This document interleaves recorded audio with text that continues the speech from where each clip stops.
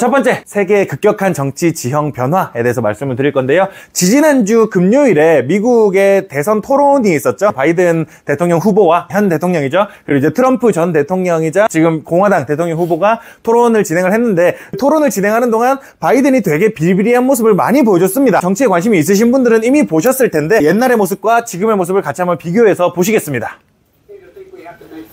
Changes in civil rights, and those civil rights, by the way, include not just only African Americans, but the LGBT community. 지금 뭐라는지도 잘 모를 정도로. I did not oppose busing in America. What I opposed is busing ordered by the Department of Education. That's what I oppose. Making sure that we're able to make every single solitary person eligible for what I've been able to do with the COVID, excuse me, with dealing with everything we have to do with, look, if you will determine the outcome of this election, vote, vote, vote. If you're able to vote early in your state, vote early. If you're able to vote in person, vote whatever way is the best way for you, because he cannot stop you. And I'm going to continue to move until we get to the total ban.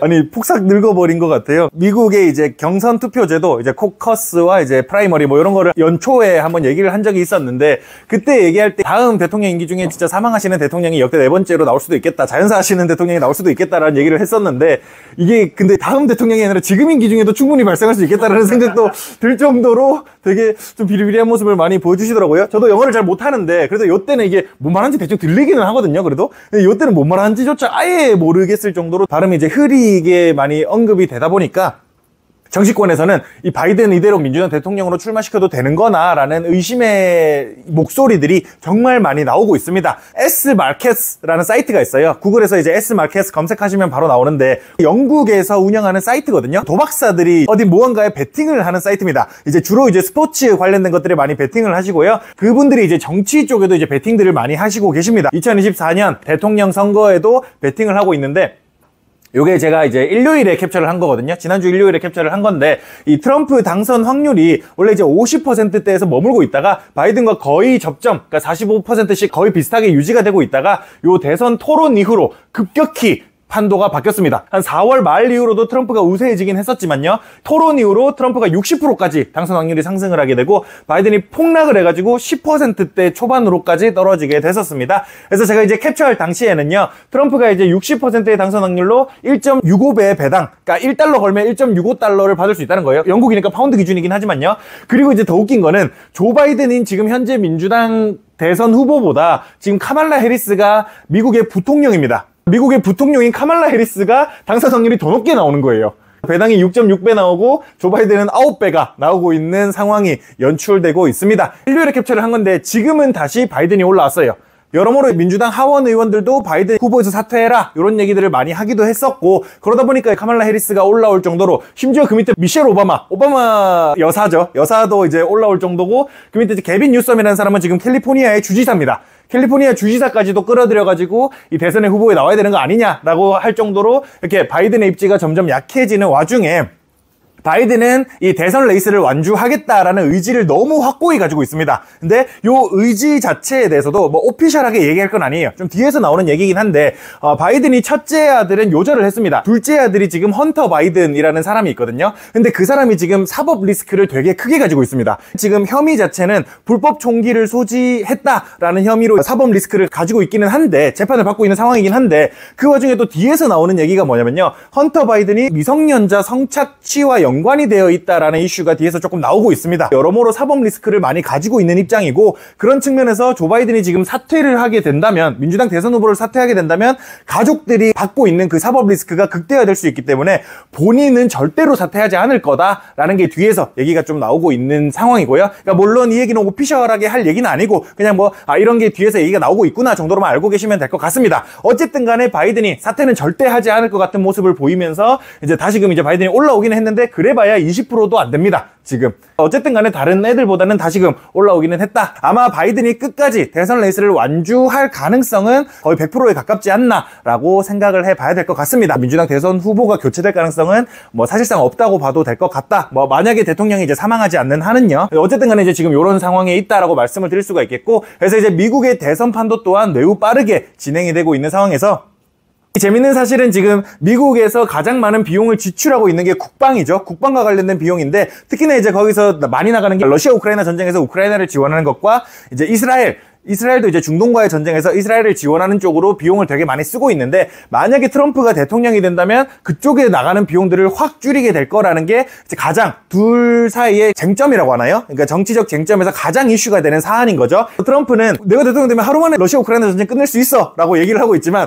그 하루 만에가 우리가 원하는 방식일 거냐는 알 수가 없다는 거죠. 푸틴 너도 나토 가입해 이렇게 하면서 전쟁을 뭐 끝낸다 이런 우스갯소리가 나올 정도로 그 구설수에 많이 올라오다 보니까, 그런 측면 에서 미국과 관련된 국제 정치 이슈, 그러니까 지정학적 이슈는 점점 불확실성이 확대된다라고 말씀을 드릴 수가 있겠고요. 그 다음 이제 영국에서도 7월 4일 날에 총선이 진행됐습니다. 원래 이제 보수당이 14년 동안 집권을 해왔었거든요. 이번에 노동당한테 자기들의 직권을 뺏기게 됐습니다. 여기 과반 이상의 의석을 노동당이 가지게 되면서 거의 64% 정도의 의석을 노동당이 다 가져가게 됐거든요. 이 정도로 노동당이 압승을 해가지고 이번에 정권교체가 14년 만에 이루어졌는데, 이 정권교체가 이루어진 배경에 대해서 조금 말씀을 드려야겠습니다. 14년 동안 보수당의 수장으로서 총리를 해왔던 사람들인데요. 영국의 정치 시스템을 먼저 말씀드리자면요. 요 행정부 수반이 어떻게 정해지냐에 따라서 정치 시스템을 좀 정의를 합니다. 우리나라 같은 경우는 대통령제예요. 대표적인 대통령제고, 우리가 직접 선출한 대통령이 행정부의 수반이 돼가지고 행정부의 수반으로서 우리 정부를 어떻게 움직이겠다를 결정을 하는 게 우리나라의 대통령제 시스템이고요. 영국 같은 경우는 의원 내각제 시스템입니다. 왕이 따로 있잖아요. 왕이 따로 있고, 그 왕은 사실상 허수아비고 입헌 군주제로서 국민들이 국회의원을 뽑아놓으면 그 국회의원들의 수장이 여기 총리의 역할을 하면서 총리가 행정부의 수반이 되는 시스템이 의원 내각제 시스템이다라고 말씀을 드릴 수가 있겠고요. 그래서 대표적인 간접선거 형태이죠. 우리는 대통령을 직접 뽑으니까 직접선거라고 얘기하지만, 의원 내각제 같은 경우는 국민이 의원을 뽑아놓으면 의원이 대표를 뽑는 거니까, 행정부의 수반을 뽑는 거니까 간접선거제라고 얘기를 할 수가 있겠습니다. 여태까지는 보수당이 과반 이상을 가지고 있다 보니까 의원들 안에서 보수당의 수장이 알아서 그냥 보수당의 총리가 됐던 거예요. 그런 형태로 데이비드 캐머런부터 시작해서 마지막에 리사 수낙까지 14년 동안 보수당이 총리를 해왔습니다. 그러는 과정 속에서 데이비드 캐머런 때 브렉시트에 대한 찬반 투표가 이루어졌었습니다. 브렉시트가 지금 영국에서 가장 큰 이슈기는 하죠. 2016년에 투표를 진행했고, 사실 캐머런 자체는 브렉시트를 원했던 사람은 아니에요. 근데 국민들의 여론이 너무 크다 보니까 사실 여론을 잠재우려고 투표를 하려고 했었습니다. 의도 자체는요. 근데 뜻밖의 국민들의 투표를 해보니까 브렉시트 찬성이 더 많았던 거예요. 그래서 조졌네 하면서 어쩔 수 없다, 브렉시트 해야지, 국민이 그렇다는데 어쩌겠냐 하면서 브렉시트를 진행을 하고 있었습니다. EU라는 집단 자체가 어떻게 생기게 됐는지를 또 간단하게 말씀드리자면요. EU라는 집단은 미국의 연방제 시스템을 부러워해서 만들어진 시스템이라고 해도 크게 무방합니다. 미국은 각 주 스스로의 자치권을 가지고 있고, 주마다도 주 방위군을 따로 가지고 있습니다. 그리고 그 주들이 연합으로 50개 주가 연합해가지고 하나의 나라를 이룬 연방제 국가가 미국이라는 나라고요. 유럽도 그거를 원해가지고, 유럽의 각 나라들은 그래도 꽤나 피로 이어져 있습니다. 그러니까 지배 계층이라고 할까요? 영국에 왕세자가 없어가지고 그 영국이랑 피가 이어져 있던 독일한테 어디 사람 데리고 와가지고 왕시키는 이런 이슈가 옛날에는 있을 정도로, 중세시대에 있을 정도로 그 사이에 피가 되게 많이 섞여 있다 보니까 우리도 진짜 하나의 나라처럼 할 수 있지 않겠냐를 하고서 만들어진 게 EU라는 집단이고, 미국 마냥 각각의 나라가 미국 각각의 주처럼 하되 한 나라로 우리가 행동을 해보자라는 꿈을 가지고 창설된 게 EU고, 영국은 근데 EU 내에서 분담금은 많아지는데 자기들이 가지고 있는 권리는 점점 적어지니까 EU 안에서 힘이 강대할수록, 경제력이 클수록 분담금도 많이 내고 그만큼 권리도 많이 가져가야지, 이런 시스템으로 만들어졌는데, EU에서 나가는 돈이 뭐 스페인, 뭐 이탈리아 이런 못 사는 동네에만 돈이 자꾸 나가니까, 피그스라고 불리는 동네에만 돈이 자꾸 나가니까 영국이 도저히 못 참겠다, 나는 EU라는 시스템이 싫다라고 해서 나가겠다라고 얘기를 했던 게 브렉시트라고 말씀을 드릴 수가 있겠습니다.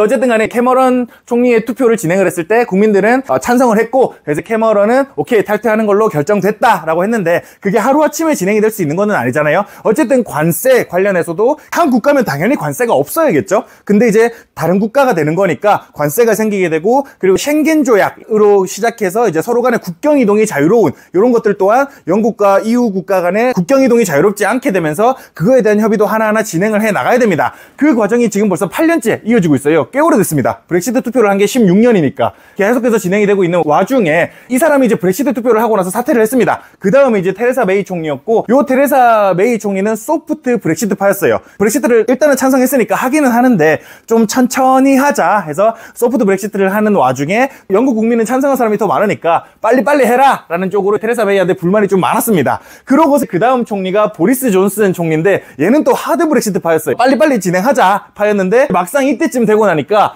브렉시트 하니까 별로 안 좋은데? 이동도 자유롭지 못해지고 관세나 이런 것들이 생기면서 비용도 늘어나고 하니까 생각보다 영국 경제에 별로 좋지를 못하다라고 사람들이 생각을 했고, 요 하드 브렉시트에 대해서 또 불만을 가집니다. 이랬다가 저랬다가 계속 왔다 갔다 하는 게 사람이다 보니까 요 하드 브렉시트에 불만이 많아지는 와중에 이때가 또 어느 시기였냐? 코로나가 터졌던 시기였죠. 우리나라 정부에서도 코로나 방역 정책 한다고 4명 이상 모이지 말라 그러고, 가족 모이면 뭐 등본 챙기라 그러고, 제가 제일 어이없었던 게 그 헬스장에서 80bpm인가? 그거 이상 노래 틀지 말라 그런 게 전 제일 어이없었거든요. 그러니까 그런 것들을 할 정도로 방역 정책을 되게 빡빡하게 했었는데, 이게 비단 우리나라만의 문제였냐? 아니죠. 전 세계에서 그렇게 엄청나게 빡빡한 방역 정책을 해왔고, 영국도 당연히 그렇게 빡빡한 방역 정책을 해왔었습니다. 그러는 와중에 이 보리스 존슨이 자기네 의회에서 정치인 몇 명이 모여가지고 파티를 하는 사건이 생겼어요.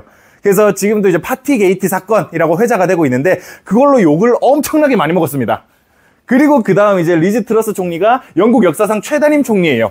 고작 49일 했습니다. 요거는 되게 큰 이슈가 있었는데, 리즈 트러스 총리는 부자에 대한 감세를 지지하는 사람이었어요. 그래서 부자 감세를 하겠다고 발표를 했고, 부자를 감세하겠다는 뭐냐? 세수가 많이 줄어들게 될 거고, 우리나라도 마찬가지고 대부분의 국가가 마찬가지지만 대부분의 세금은 부자가 다 냅니다. 근데 부자 감세를 하게 되면 세수 자체가 엄청나게 줄어들 거고, 그 말인즉슨 영국의 부채가 늘어날 여지가 있는 거죠. 영국이 채권을 찍어내야 될 가능성이 있는 거고, 세수가 부족하니까 채권을 많이 찍어내게 되면 파운드화 가치가 하락할 가능성이 존재를 하게 되고, 금융시장은 그걸 되게 심각하게 받아들였고, 그래서 2022년 10월 당시에 영국 국채금리가 급등을 하고 파운드화 가치가 급락하는 이슈가 발생을 했었습니다. 혹시 기억하시는 분들은 아마 기억을 하실 텐데, 그때 이제 영국에서 뭐 금융위기가 생기니 많이 얘기까지도 나올 정도였어요. 그게 너무 크게 이슈가 되고 영국 경제의 위기를 몰아왔다 보니까 역사상 최단임 총리로 기록이 될 수밖에 없었습니다. 그러니까 결국 사퇴를 하게 됐던 거죠. 감세안을 철회하고 사퇴를 함으로써.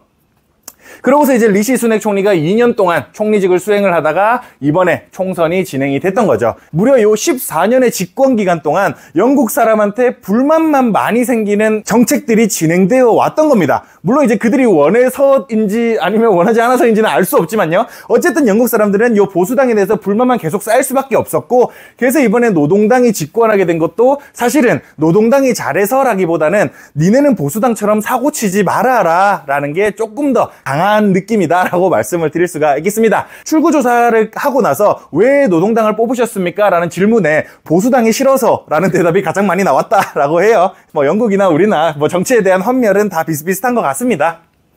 저만 정치에 대한 환멸을 가지고 있나요? 어쨌든 간에 또 재밌는 포인트가 있습니다. 영미법과 대륙법 관련해서 얘기들을 많이 하잖아요. 이것도 이제 역사적 배경 하에서 선거 제도 자체도 좀 많이 다릅니다. 영미 계열의 선거 제도는 승자 독식 제도예요. 그래서 선거구를 정해놓고서 1등하는 후보가 당선이 되는 겁니다. 2등, 3등은 표를 몇 퍼센트를 받았든 상관이 없어요. 그게 이제 선거구 제도인 거고, 우리나라도 어느 정도 차용하고 있는 게 강남 가불병, 서초 가불병 이렇게 인구 비례로 선거구를 정해놓잖아요. 그렇게 정해놓은 선거구에서 1등한 사람이 국회의원으로 당선이 되잖아요. 그게 이제 선거구 제도라고 얘기를 드릴 수가 있겠습니다. 영국은 100% 선거구 제도로 이루어져 있고, 선거구 제도에서 흥미로웠던 포인트가 득표율은 노동당이 34%밖에 안 됩니다. 근데 차지하게 된 의석수는 64%나 된다는 거죠.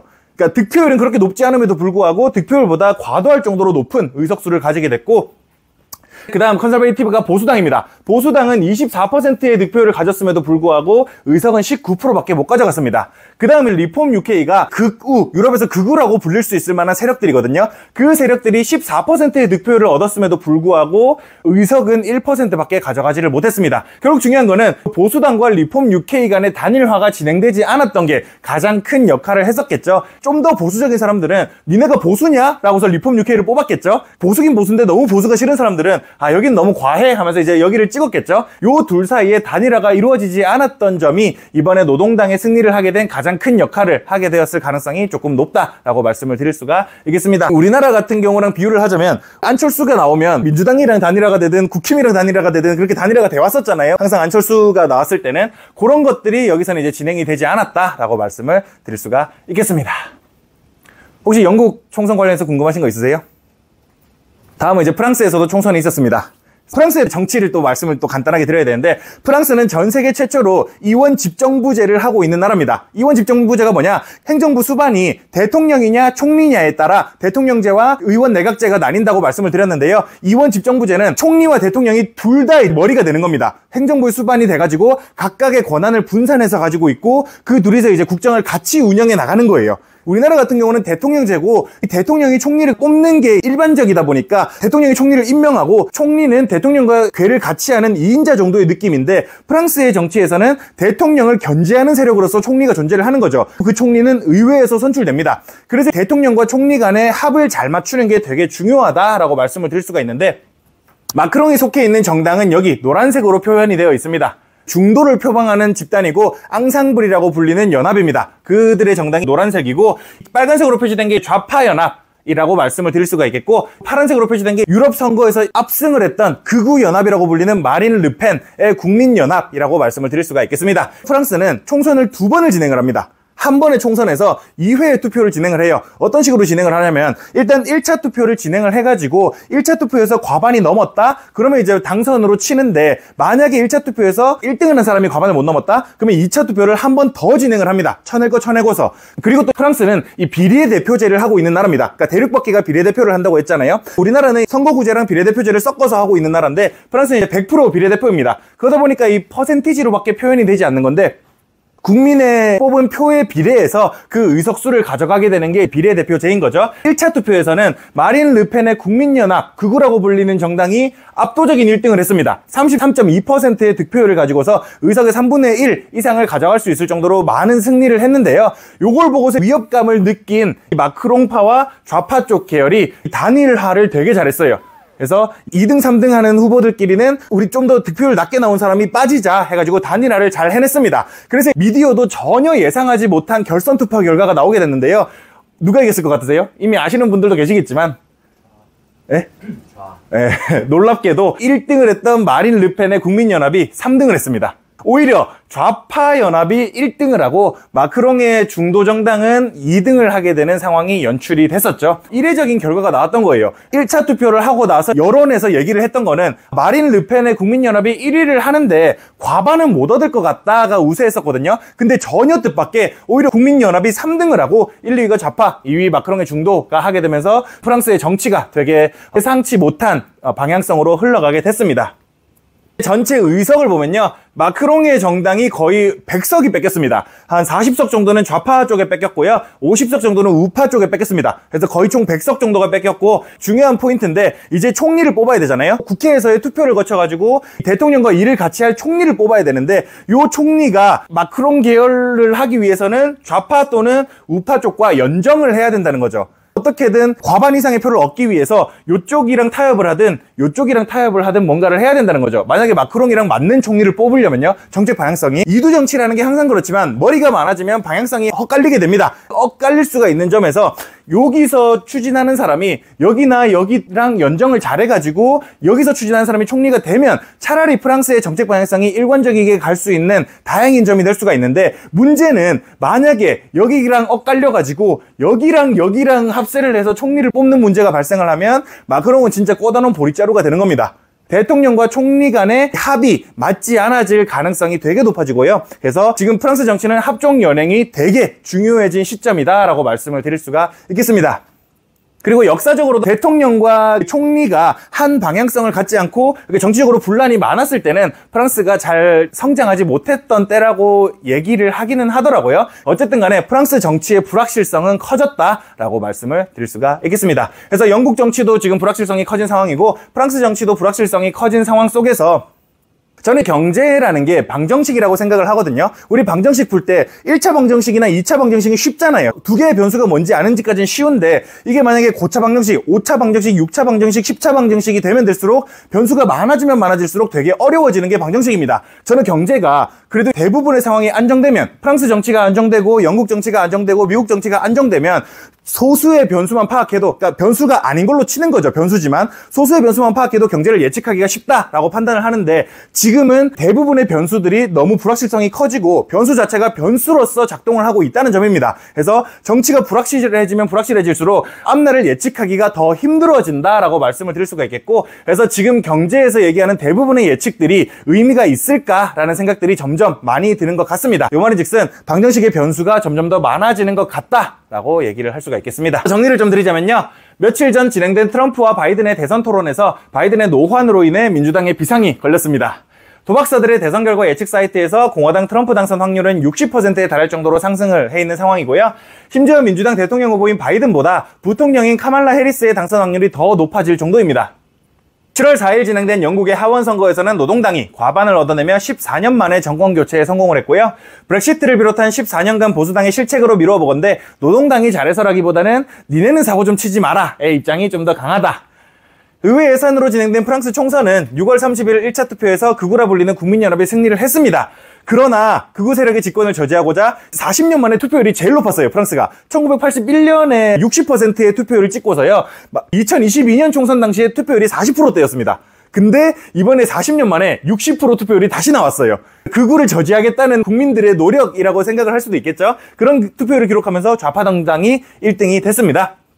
서구 세계 각국에서의 정치 지형도가 빠르게 급변하는 만큼이나 불확실성 또한 지속 확대되고 있는 모습을 보여주고 있습니다. 투표를 2번 한다는 게 이렇게 드라마틱한 변화를 준다는 것도 참 신기한 것 같아요. 우리나라도 투표를 2번 하면 어떨까라는 생각도 드는 것 같기는 합니다. 연결되는 얘기인데 영국 정치가 조금 중요하게 봐야 되는 이유가 있습니다. 결국 경제에 있어서 제일 중요한 건 미국이잖아요. 결국 미국을 봐야 되는 건데 미국 채권을 사주고 있는 외국 국가의 가장 큰 주체가 지금 영국이에요. 왜 그러냐면 바이든 행정부는 어쨌든 우크라이나에 지원을 많이 해주고 있기 때문에 이 러시아 우크라이나 전쟁에서 어쨌든 유럽의 편을 들어주고 있는 편이다라고 생각을 하실 수가 있겠습니다. 만약에 여기서 바이든이 아니라 트럼프가 된다면 푸틴한테 전쟁을 하루 만에 끝낼 어떤 수책이 나올까를 생각해보면 영국의 입장에서는 불확실성이 커지는 모습을 원하지 않거든요. 그러다 보니까 바이든의 집권 연장을 바라고 그 말인즉슨 경제가 안정되기를 바랍니다. 미국이 안 그래도 지금 국채를 많이 발행하고 있는 상황에서 이 국채를 사줄 주체가 없어지면 안 되다 보니까 중국은 팔고 일본도 팔고 있는데 영국이 정말 미국채를 많이 사주고 있는 상황에서 이 정권이 바뀐 것들이 어떤 변화를 이루어낼지 또한 한번 지켜볼 만한 포인트가 될 수는 있다는 점에서 영국 정치는 미국 경제하고도 어느 정도 연관성이 없지 않겠다라고 말씀을 드릴 수가 있겠습니다. 혹시 궁금하신 거 있으십니까?